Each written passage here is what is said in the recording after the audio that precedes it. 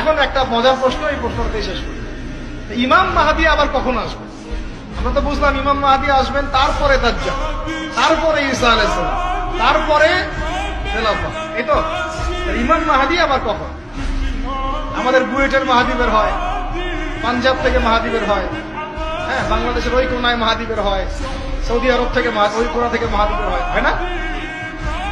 খুব ভালো করে মনে রাখবেন, যতক্ষণ এই বিশ্বে একটা মালহামা না হচ্ছে মাহদী আসছেন না।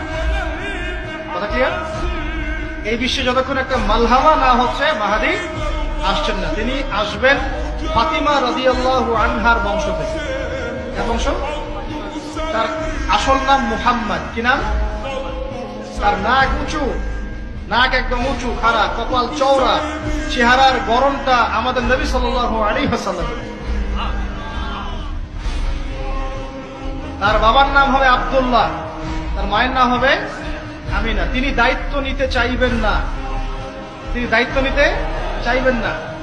তিনি দায়িত্ব না নেওয়ার জন্য মদিনা থেকে পালিয়ে মক্কায় চলে আসবেন।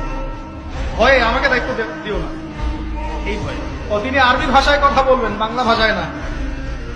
এখনকার মাহাদিরা পাঞ্জাবি ভাষায়, বাংলা ভাষায় কথা বলেন, ঠিক আছে? এবং এই কাবা ঘর যেটা আমরা